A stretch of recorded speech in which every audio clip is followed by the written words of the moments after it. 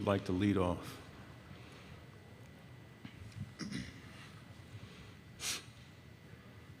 Okay, we'll go right here in the front row. Hey, Kamari, how you doing? Wanted to ask about another guy in the DB room there, Javon Bullard, with the position change this offseason. What have you seen from him, especially facing some of that adversity last year and coming back with the two MVPs at the end of the season? What have you seen from Javon here? JB, that's the guy that, he comes in to work day in, day out. He's the same guy every day, a hard worker, first guy in, last guy out type of guy. And, he attacks everything, with the same mindset and the same heart. He loves the game of football. So I expect nothing less than for him to, excel in that position. Left side, third row. Kamari, it seemed last year that some of the guys almost had the mentality that they were being overlooked despite, winning the national championship the year before. Now that you won back-to-back, is that kind of still the case, or what's kind of the mentality that just the team carries with them? The mentality for this year is really just better never rest. We're trying to eat off the floor. We're not trying to be complacent this year. We're trying to, uphold our standard and keeping the main thing the main thing. Right side, third row. Hey, Kamari, obviously when you're at Georgia, you're competing against the best of the best in practice. When you have a guy like Ladd McConkey on the offensive side of the ball whose motor just seems to continue to just roll, how much does that challenge you, and how great is it knowing that you have a guy like that on your team? Whenever you have guys like that, it just it has to make you better as a player, especially whenever you go against them, every day. So, with Ladd and all the other receivers in the room, we have a lot of guys that, very explosive, can make plays all over the field. So it just makes us, as a defense and me as a person in the secondary, much better. Right here in the front row. Chris Farblin, KCOU 88.1 FM. So playing at Georgia, you're of course played around a lot of defensive players that have gone on to the NFL, a lot of guys, a lot of first-round picks. I just want to ask, having that experience, seeing those guys in practice and competing with those guys and against those guys in practice, how does it help you develop as a player?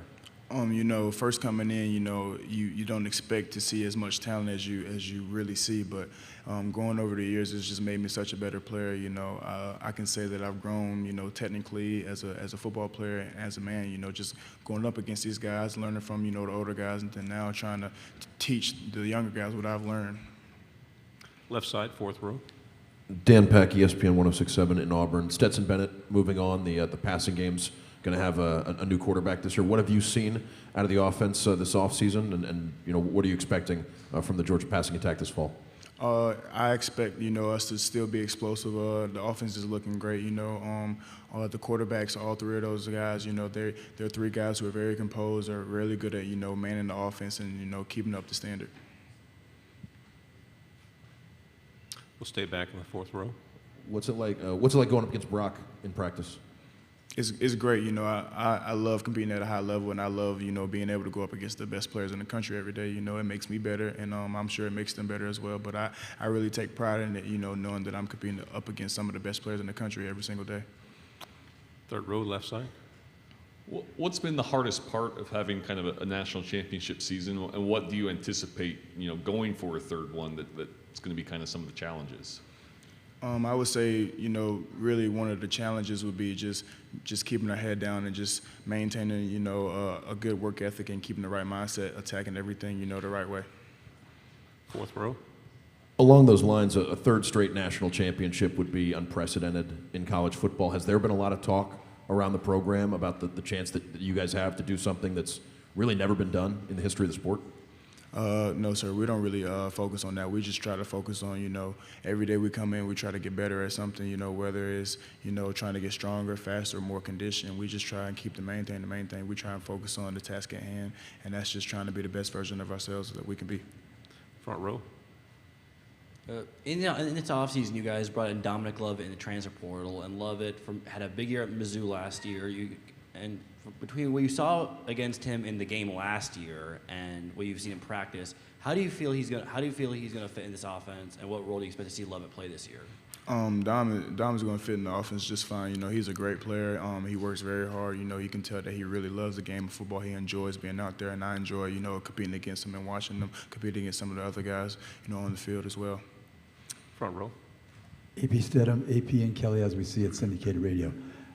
What is the K3? And then if you had to describe playing defensive back under Kirby Smart, how would you Tell somebody about that experience. Okay, so the K3, it's pretty simple. My name's Kamari and my number's 3, but it also is for my family. So myself, my mom, and my pops, we all of our first names start with the letter K. So it's 3 of us, so it also stands for that as well. And playing under Coach Smart, I mean, honestly, it's a blessing. I take it as an honor. It's not a job really to play under him.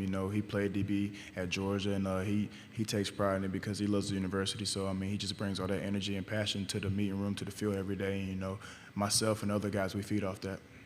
Left side, front row. Kamari, what's the weakness for this defense coming into 23?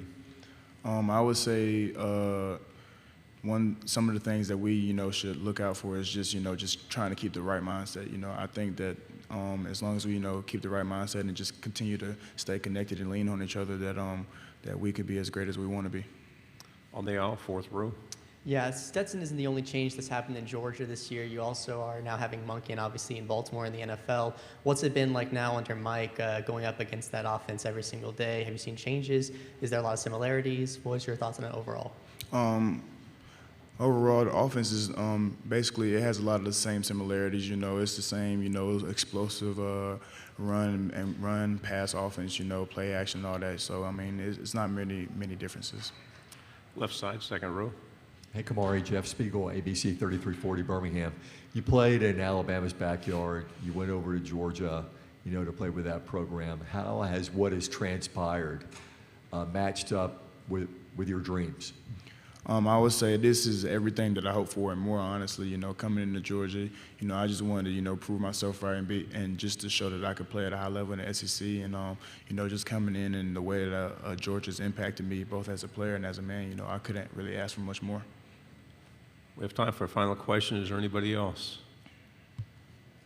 What are the specific challenges of handling the success that you guys have had there? There's handling failure, there's handling success. What's the challenge?